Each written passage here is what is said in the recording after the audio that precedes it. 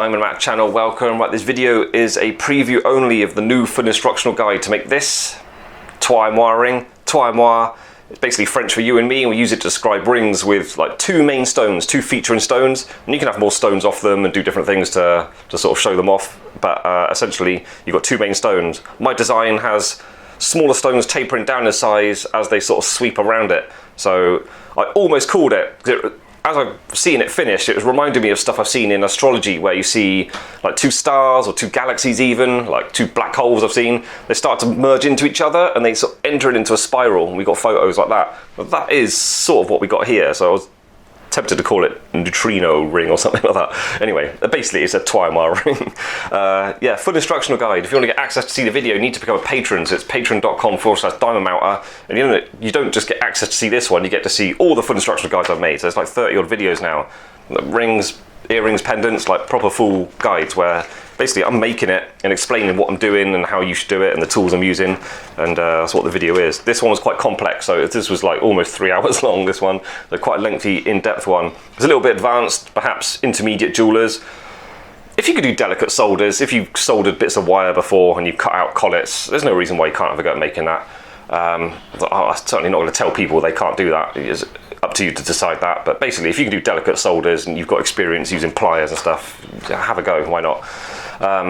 So yeah, patron.com/diamondmouter, and new people who've instantly got access to this and all the full guides are Luke Burton, Miss Moon to You, Andre T, and someone I didn't cross off from a while ago, Steph. Sorry Steph if I missed you when you had first joined.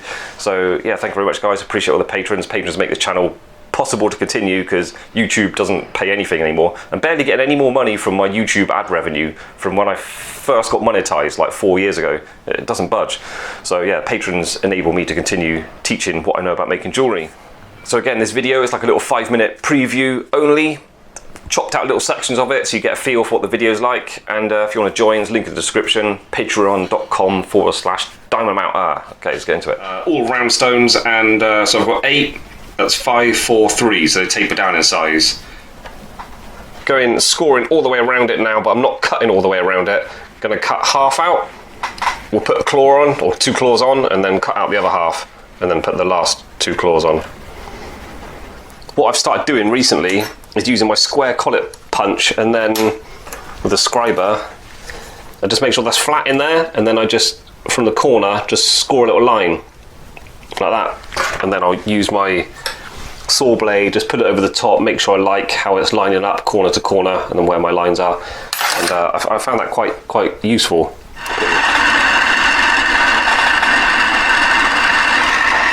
There we go.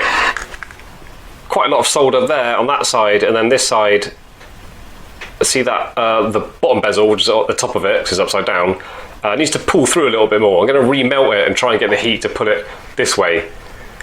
So yeah, don't, just because you did the solder, don't assume everything is good. You really do need to look at stuff and test it times 10. Yeah, see that solder's not fully melted through the side, so that needs reflooding that one.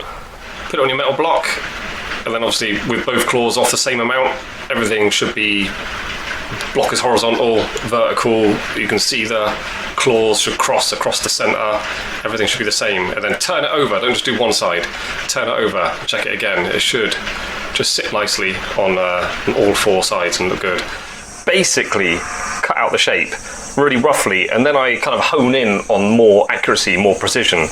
Then I've got the basic shape, then I'll just cut a big chunk out of or file the big chunk, the big like triangle shapes in between the stones, then I'll round them off a little bit more, and then go around it, and I'm doing them side by side as well. Like, if I've got the saw in my hand and a good saw blade, I may as well just cut one out and then cut the other one out. Don't just do one, then go to the files and then get it really finished, and then pick up that one, do them side by side, just like the collets. It's a faster way to work. It's faster because you're not chopping and changing tools all the time. Talking about going nice and round for the top one, perhaps when the stones are set in there, that's hidden anyway.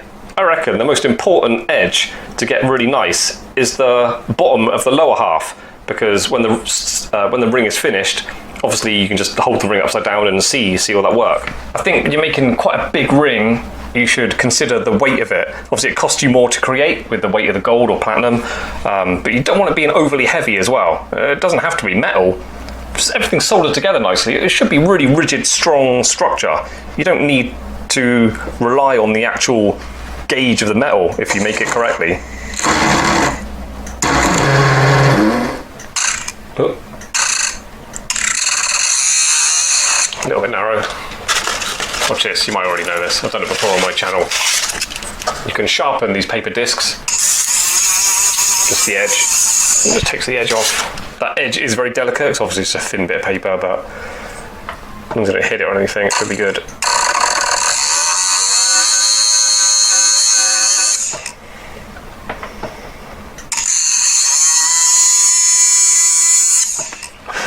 Like when I was holding the two centre stones together in tweezers, I like them going out like that. So with that in mind, I want the stones close together and leaning out. So it's going to be something like that.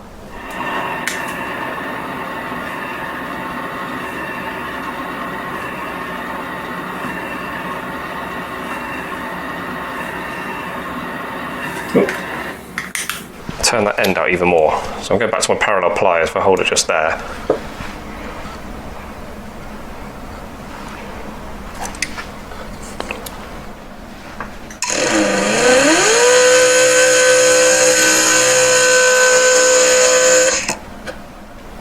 Once I've started it off with a cylinder burr, I move to these. These are quite good. It's such a cheap tool. These are usually about $10.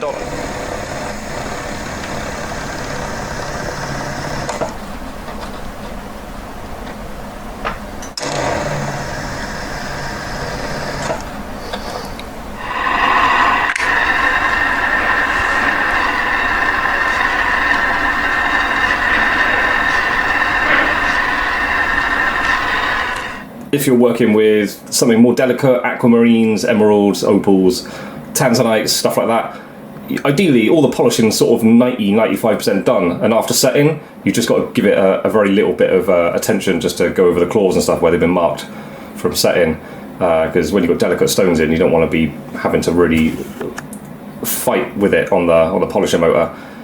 If you wanted to make this with high quality real diamonds, not lab grown, it would be a very expensive piece to create. But yeah, there you go. A little bit advanced. I could have done that in my perhaps second year apprenticeship, certainly my third year apprenticeship. I know that because I made something probably more difficult than that in my third year apprenticeship. But yeah, there you go. Toietmoi.